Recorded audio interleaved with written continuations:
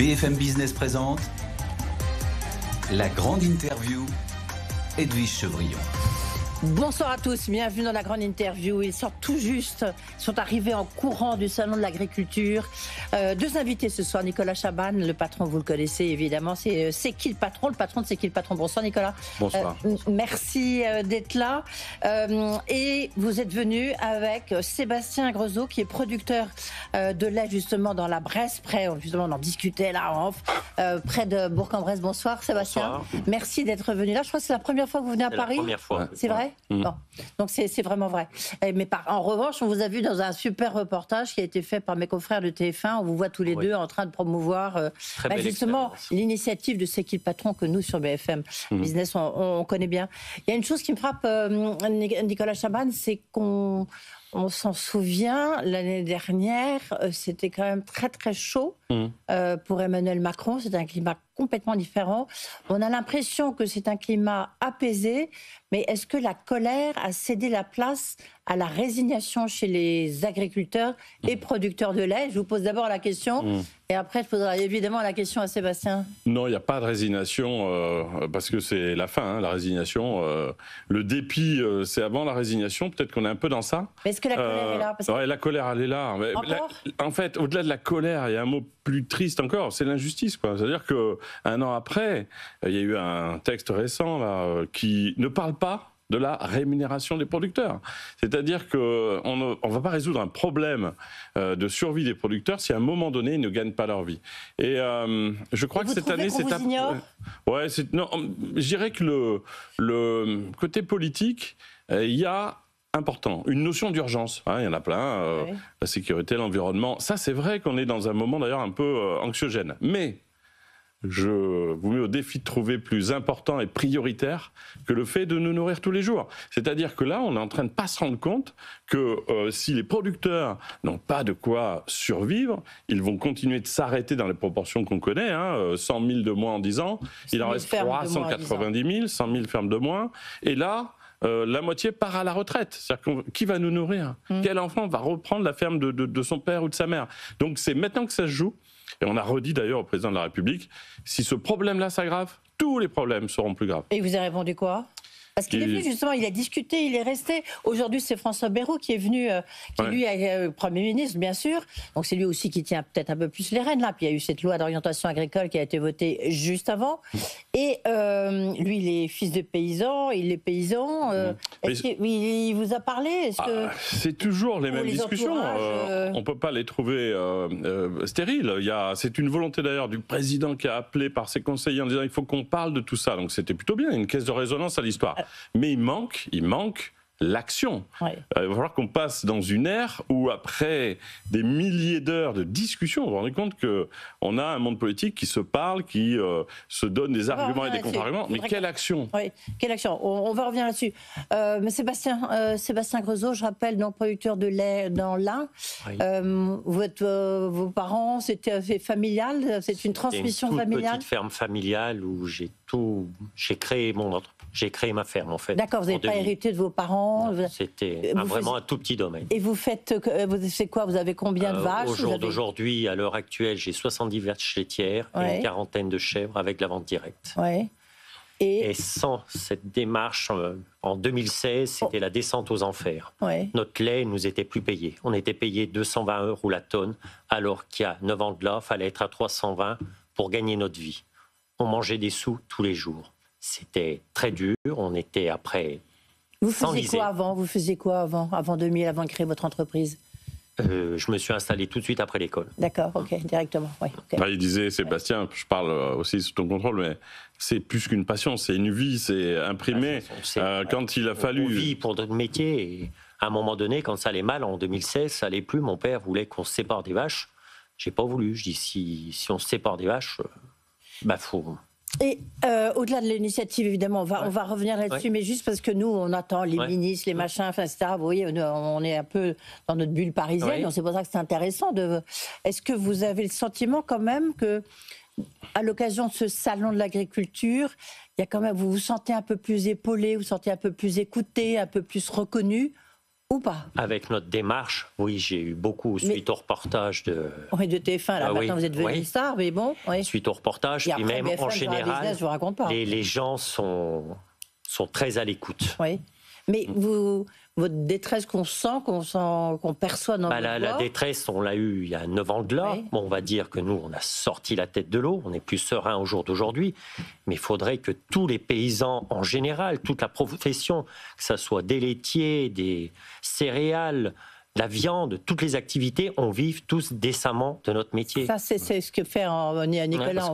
Sébastien dit, tout le monde a le même métier. Hein. Oui. Il y a ceux qui gagnent leur vie et pas, mais c'est les mêmes journées. Oui, on va rebondir là-dessus. Juste, votre lait, vous le vendez à qui? Du coup, notre lait, au jour d'aujourd'hui, il est commercialisé par le biais de la laiterie de LSDH, laiterie de Saint-Denis-l'Hôtel. D'accord, oui, non, mais parce qu'il y a toute l'affaire Lactalis aussi, on a vu... quand même, j'imagine que ça fait beaucoup de bruit dans votre profession. Ouais. Oui. Mais tout le lait, en fait, juste pour expliquer, le lait de Sébastien, il partait vers l'Italie, 20 centimes, il manquait 20 centimes par litre. Quand la laiterie a fait le partenariat avec nous, les consommateurs, 100% de son lait va dans C'est qui le patron. C'est pas 5%, c'est pas 100% du lait. Et on va vous donner un chiffre très simple. Tu vas le dire à ma place. Nous, ça nous coûte 8 centimes. Vous vous rappelez, je viens souvent, je vous rappelle 8 centimes par litre, c'est ce qui manque sur un litre de lait pour que le producteur vive. Mais qu'est-ce que ça fait en chiffre d'affaires pour Sébastien?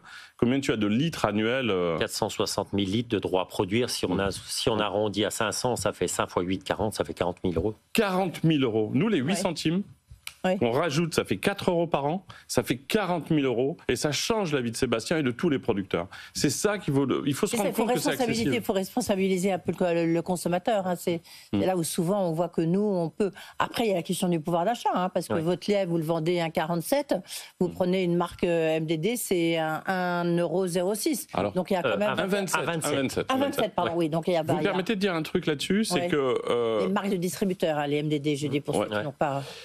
On a bien conscience, on le dit à chaque fois, on ne veut jamais oublier, on est nous consommateurs, les 30% de familles qui ne peuvent pas rajouter quelques centimes quand tu as du mal à arriver à la fin du mois. On ne peut pas te parler même de 4 euros de plus par an.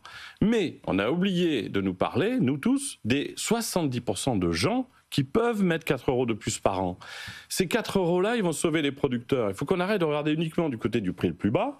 N'oublions pas ceux qui ne peuvent pas, trouvons des solutions. Mais pour ceux qui peuvent, il faut qu'on puisse le faire. Il faut se rendre compte que dans les rayons, il n'y a toujours pas plus que 10, 20 produits qui assurent aux producteurs de gagner sa vie, alors qu'on est en 2025. Il faut de la transparence. Notre argent ne doit pas condamner les producteurs. On ne peut pas être rendu complice indirectement de la détresse des producteurs. Mais je parlais tout à l'heure, dans le journal de Guillaume Paul, je parlais tout à l'heure de... mercredi, je reçois Karine Le Marchand, qui est fait là, donc L'amour est dans le pré. Je ne sais pas si vous avez retrouvé votre compagne ou votre compagnon grâce à Karine Le Marchand, mais elle lance une initiative avec 5 distributeurs. Ils y sont tous sauf Leclerc, qui s'appelle non pas L'amour est dans le pré, L'amour est tout près. Et ils seront en studio mercredi, là, justement parce que c'est pour défendre, promouvoir des agriculteurs, des éleveurs comme vous. J'ai le sentiment qu'il y a un petit déclic qui se fait dans la tête de tout le monde. Et Thierry Cotillard, le patron d'Intermarché, il l'a dit l'autre jour ici. Est-ce que vous ressentez que... on vous regarde un petit peu mieux. Puis après, je demanderai à Nicole Chaban. Qu'est-ce qu'en pensez Sébastien Creusot, ou pas? Moi, ce qui m'avait marqué, notre embouteilleur, M. Vasnex, le premier coup qui nous a parlé, à nous les paysans, premier coup qu'on s'est rencontrés, il m'a dit « Vous êtes mes résistants. Si je vous ai pas, j'existe pas. On est là pour apporter la matière première. Et il faut cette matière première pour nourrir les gens, pour... » Mais est-ce qu'il y a une prise de conscience, vous voyez, Je pense, quand on en cause avec les gens. Salon, moi j'ai l'impression qu'avant on était, alors c'est peut-être pas bon signe non plus, parce qu'on parlait beaucoup d'écologie, de qu'est-ce qui était durable, pas durable, et que là, ça se met plutôt... Non, je me trompe, Nicolas? C'est clair, non. Cette année, la prise de conscience, elle vient de plusieurs niveaux. Je rappelle quand même que les producteurs disparaissent. Et on parle de gens qui nous nourrissent. Donc comment je fais pour me nourrir demain? Les producteurs, avec le conflit qui amène de la nourriture de l'extérieur, on n'est plus sûr de ça. Et alors on connaît bien Karine Le Marchand, qui est sociétaire en plus de la démarche. Moi je la connais et je sais à quel point elle aide le week-end elle travaille énormément, elle fait des choses qu'on ne voit pas en télévision, je ne le dirais pas si ce n'était pas vrai. C'est quelqu'un qui aide les producteurs toute l'année. Et là, elle a fait cette démarche lors des 8 ans, vous vous rappelez? Absolument, il y a eu ce déclencheur. Parti chez vous, c'est pour ça que je vous raconte ça. Ouais, il y a eu ce déclencheur, et alors bon, je lui laisse le soin avec les distributeurs d'annoncer, ça c'est mercredi prochain. Non, mais est-ce que vous y croyez? Oui, moi j'y crois parce que... Est-ce que la bonne foi d'un Thierry Cotillard, d'un Dominique Schelcher, d'un Guillaume Darras, donc qui sera en plateau le patron d'Auchan, est-ce que vous y croyez, vous, c'est qui le patron? Vous êtes battu quand même un peu contre cette grande distribution, puis vous, après, vous nous direz quand même si le producteur de lait, lui, il y croit. Les premières années, vous m'avez pu réserver les premières années, parce que nous, on est des consommateurs, encore une fois, on est indépendants, on n'est pas un fournisseur, et on dit ce qu'on pense, et notamment aux distributeurs quand ça ne va pas. Là, force est de constater qu'on n'a jamais vu les distributeurs en situation d'être aussi capables d'entendre la détresse des producteurs et les attentes des consommateurs. Parce qu'il y a quelque chose qui s'est connecté. Quand vous avez à gérer juste une laiterie qui a des producteurs dans un coin, c'est une chose. Mais quand vos consommateurs viennent, comme pour C'est qui le patron, mais il y a d'autres démarches, j'avais promis de le montrer. Ah oui. Regardez. Oui, parce que là, Sébastien, lui, il a C'est qui le patron, parce que vraiment, c'est ce qu'il a sauvé, visiblement. Enfin, je dis pas ça pour vous envoyer des fleurs. C'est vraiment ce qui nous a sauvés. Vous permet de vivre aujourd'hui. On vit décemment de notre métier. Et là, vous pouvez vous rémunérer? Au jour d'aujourd'hui, oui, je me rémunère normalement. Combien? 1 500 € par an. D'accord. Et là, vous voyez... Et vous, c'est quoi alors? Voilà, nous, c'est une nouvelle ère. Qui sont dans la radio, c'est quoi? On peut penser qu'on a une marque. Alors là, vous avez une autre marque qui aide les producteurs, ça s'appelle Cantal et Lot. C'est des producteurs de 3 départements. Ils se sont réunis. Cantal, Aveyron et Lot. D'accord. Voilà. C'est une très belle démarche. L'argent, lorsqu'on achète ces produits, vont aux producteurs. Et vous voyez, nous, on a C'est qui le patron, mais comme on est des consommateurs, l'idée, c'est que toutes les démarches qui aident puissent être signalées. L'équité s'additionne à l'équité. Il faut sortir de l'idée de la concurrence des parts de marché, même si, bon, quelquefois, ça peut donner des choses finalement intéressantes dans la concurrence des prix. Mais sortons de là. Les distributeurs, pour répondre à votre question, ils savent aussi qu'ils n'ont plus le choix. On parle de nourriture. On parle de nourriture près de chez nous. Et de pouvoir d'achat. Ben, le pouvoir d'achat, il y a une autre notion qui apparaît dans l'esprit de beaucoup de gens. Je fais une affaire à court terme, à bas prix. Mais qu'est-ce qui va se passer quand j'aurai esquinté la planète à travers mon acte d'achat, que la santé va se retrouver un peu altérée parce que les produits ne sont pas bons, on va payer l'addition beaucoup plus tard. Donc il y a une espèce de réveil du consommateur, du consommateur, que nous sommes en disant « dites-nous où va l'argent ». Et surtout, je veux savoir ce que je suis en train de façonner comme monde à partir de mes actes d'achat. Alors, je ne sais pas si vous avez, c'est peut-être pas forcément votre priorité, vous n'avez pas le temps, Sébastien. Vous avez regardé un peu cette loi d'orientation agricole qui est faite quand même un peu pour faciliter la vie aux agriculteurs, aux éleveurs. Je me suis pas penché vraiment dessus, je vais vous dire honnêtement. C'est 13 heures par jour, donc je connais les journées de Sébastien. Mais... Oui, non, mais c'est ça. Non, mais donc c'est pas. Donc oui, mais ça veut dire que ça ne répond pas complètement non plus, parce que voilà, vous êtes un producteur. Je peux vous dire un mot là-dessus. Oui, mais justement. Loi, donc 3 jours avant, on leur a dit tout ça. Évidemment, c'est censé être un événement. Il y a des choses qui se passent, des choses pas mal. Bon. Rappelez-vous, vous disiez que les promesses n'étaient pas tenues. Non, mais pas voilà. Bon, pour ça, j'ai été plutôt courtois au début pour pouvoir dire la réalité après. Cette loi est votée, il n'y a pas une ligne concrète sur comment on fait quand on est producteur pour être mieux rémunéré. C'est-à-dire qu'on s'adresse à un problème où des producteurs qui nous nourrissent tous les jours cherchent à se nourrir eux-mêmes. On leur dit c'est un événement, il y a une loi nationale qui apparaît, et il n'y a pas une ligne pour les rassurer sur le fait qu'ils vont gagner leur vie. Les subventions, c'est pas l'avenir. À un moment donné, il faut... Vous touchez de l'argent de l'Europe ou pas de la PAC? Oui, de la PAC, oui. Vous touchez à peu près combien? Grosso modo. Non, je préfère rien dire, je vais dire une connerie. Ah bon, d'accord, ok. Mais et est-ce que là, vous avez touché les avances là? Parce que c'était un des problèmes de la crise agricole, de la colère agricole. Pour être honnête avec vous, j'ai la chance, c'est mon père le cerveau, tout ce qui est comptabilité. D'accord. Voilà. Ouais, et puis en plus, là où je dois rajouter une chose, c'est que quand on est dans cette démarche, mais t'as plus du tout le même stress. Moi, je veux parler de... Il faut pas parler de C'est qui le patron, on va parler de tous ceux qui sont pas en C'est qui le patron. Mais si, très bien, on peut parler. Oui, vous êtes quand même là pour parler de C'est qui le patron, même si on connaît. Mais parce que je veux pas faire une fixette là-dessus. Il y a des milliers de producteurs de lait qui regardent avec angoisse chaque mois comment ils vont s'en sortir pour payer leurs factures, ce que tu as connu en 2016. C'est ce qu'on a connu en 2016. C'est un drame total. Là, l'espoir positif, c'est de dire c'est possible de faire autrement. Il y a un chemin où nous, consommateurs avec les producteurs, on paye au juste prix 4 € de plus par an. 40 000 € de chiffre d'affaires pour Sébastien.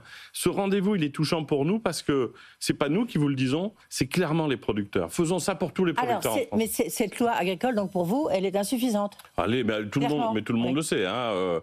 C'est la question de la rémunération. Ils ne savent pas comment faire. Egalim essaye de trouver des solutions, mais on l'a dit depuis le début, tant qu'il n'y aura pas le seul acteur, le vrai patron dans les rendez-vous qui s'appellent des négociations commerciales, tant qu'il n'y aura pas le consommateur, eh bien, rien ne se passera, puisque vous avez un jeu d'équilibre entre les lobbies, les habitudes, les prises de décision par défaut. Il faut qu'il y ait Madame Emmanuelle Lassène, je vais la citer, Sébastien Constantin, des vrais gens de la vie. Ils sont là, ils lèvent la main en disant « Bonjour, vous êtes la grande marque qui s'appelle X ou Y. Pourquoi vous rémunérez pas bien Sébastien avec mon argent ? On n'est pas d'accord avec ça. Nous, on est des milliers de consommateurs à vouloir changer ça. C'est ça qui va tout transformer. Et on a un plan, on l'a proposé. Pour l'instant, l'écoute est un peu distraite. Ouais, on est un peu distraite. Pour une fois, vous êtes diplomate, c'est assez rare. Cette initiative, alors on ne va pas entrer dans le détail parce que tout sera dévoilé mercredi, mais de ces grands distributeurs avec Karine Le Marchand, en disant, en fait, on va... l'amour est tout près, c'est-à-dire avec les agriculteurs, il faut que ce soit des toutes petites exploitations, en fait, pourront vendre directement, parce que vous ne rentrez pas dans les centrales d'achat, évidemment, pourront vendre directement dans le Auchan du coin, dans le Super U du coin, dans l'Intermarché du coin. Tu vends des fromages comme ça ou pas? Vous le faites déjà? Oui. Et ça marche? Pour vous, c'est important ou c'est de la pub? C'est quoi? On en vend une petite partie, mais pour nous, c'est moins intéressant que de vendre vraiment en direct aux consommateurs. Et puis, oui, mais les circuits courts, c'est ça. Circuit court, tout le monde ne peut pas faire le circuit court. C'est très demandeur de main-d'œuvre. Il faut être à la fois paysan, il faut transformer, il faut vendre, il faut être linéaire toute l'année et il faut aimer les gens. Oui, donc ça fait beaucoup. Et comment vous vendez directement, vous? Je vends chez moi tous les samedis matins. Ah oui, ça, donc vous allez chez vous, quoi. Ouais. Et dans le petit marché de mon village le dimanche matin. Ouais. Comme ça se fait souvent. Hein, je l'ai dit aussi aux distributeurs. Argenton-sur-Creuse, c'est comme ça que ça se passe. On parlait de ça, j'en parlais avec Carrefour, il y a Thierry Cotillard, il y a Alexandre Montpard, il y a quand même du beau monde rassemblé là autour de cette initiative. Tous les jours, il y a des magasins qui sauvent des producteurs. Ils ne font pas tout parfaitement bien tout le temps, hein, mais quand c'est à ce point important pour les producteurs, il faut le dire. Donc il faut qu'un modèle ce soit visible. Et ce qui nous manque à nous consommateurs, c'est qu'on nous le dise clairement. On arrive dans un rayon, là on lance les fruits et légumes. On se disait récemment, tu vois, l'univers des fruits et légumes, à quel moment il y a une petite lampe qui clignote qui dit quand tu achètes ce produit, le producteur est heureux. Ouais. On n'a aucune transparence. Il faut qu'on sache où va notre argent. Et là, on arrive à l'ère de plus de transparence quand même, un peu.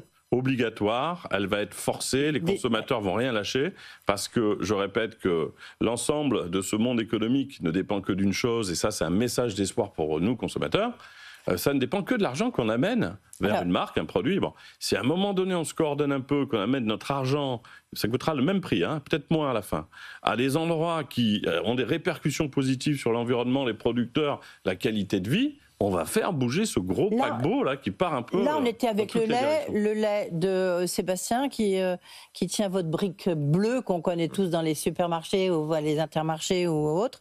Vous avez, parce qu'il y a en fait il y a plein d'initiatives comme la brique rose. Voilà. Il y a Faire France, il y a le lait d'Alsace, il y en a d'autres. Ouais. La souveraineté agricole, ça vous dit quelque chose? Oh mon Dieu. On peut y arriver ou pas? Alors, on doit y arriver. Hein. Je répète, je ne vais pas être alarmiste. Imaginez un monde là, qui accélère. Aujourd'hui, on a un fruits et légumes. Vous regardez la production de lait, vous regardez la production de lait maintenant, vous regardez le poulet, une volaille sur deux. Le poulet est étranger. Fruits et légumes, 1 sur 2. Oui. Alors, on a eu très longtemps l'idée que ça viendrait toujours de quelque part. Dans le contexte géopolitique, comment Espagne, il va faire le bateau pour serpenter entre des incertitudes? Et puis il y a le marché. Vous l'avez vécu au moment des masques du Covid. Oui. Il y a une cargaison de masques qui arrive à Paris pour les hôpitaux parisiens. Les Américains achètent plus cher, ça part aux États-Unis. Ça paraît fou, mais c'est ça la réalité. On a des producteurs à nos portes. Sébastien, il a pris quelques jours de congé. Il ne demande pas de faire 1 mois de congé en plus. Pourquoi on ne leur donne pas de quoi juste vivre? Oui, mais alors, moi, je vais commencer à être un peu désagréable quand même, parce que le problème de l'agriculture française, j'imagine, Sébastien, peut-être que vous ne serez pas d'accord avec moi, mais il y a quand même aussi la question de la productivité d'un éleveur français par rapport à un éleveur allemand, d'un marchand de légumes par rapport à celui qui fait des fraises et des melons, comme chez vous, Nicolas. Si vous prenez l'espagnol, il est beaucoup plus productif. Peut-être qu'il aurait fallu moderniser un peu plus l'agriculture française. Non, il y a des trop petites exploitations. Mais tu as fait des aménagements chez toi aussi, grâce à des revenus. On peut faire des choses. On aménage aussi, on évolue aussi. Mais par rapport aux autres pays, on n'est pas tous pareils, on n'a pas tous les mêmes normes, malheureusement, tous les mêmes cahiers des charges. Mais parce que là, vous êtes combien? Vous êtes 2 sur votre exploitation? Vous êtes combien? Oui, j'avais encore mon père avec moi et j'ai une salariée et un prestataire. Ouais, c'est ça. Ouais. Et donc, il n'y a pas un moyen d'être un peu plus extensif ou pas? D'être un peu plus grand? Oui, mais après, c'est de l'agrandissement, c'est un cercle vicieux, on n'en finit pas. Et nous, pourquoi? Mais après, si on se ragrandit, c'est des fermes qui disparaissent et on est déjà de moins en moins nombreux. Oui, mais en même temps, ça fait quand même une ferme qui existe. Ah. Je vais vous dire un truc là, j'ai un truc à vous dire. Alors, allez-y, Nicolas, je sens que... On n'en veut pas, nous, consommateurs, on a bien regardé. Il faut bien comme partout. Oui, mais vous allez voir ce qui va se passer. Ouais. Là, c'est le drame absolu, on n'en veut pas. Les très grandes fermes, avec une entreprise, vous savez comment ça marche, les capitaux arrivent, rachètent, et là, il y a des gens qui vous disent, mais ils vont devenir salariés, les producteurs, attends, ça ira mieux pour eux. On n'en est pas encore là. Entre l'exploitation de Sébastien et puis les fermes à 1000 vaches, je veux dire, il y a peut-être une évolution possible. Oui, mais malgré tout, vous avez donc des grandes entreprises qui vont devenir des grands groupes, les exploitations vont devenir de plus en plus grandes, et qu'est-ce qui va se passer? D'où viendront les fonds? Qui sera propriétaire de cette immense ferme qui fait un tiers de la production laitière?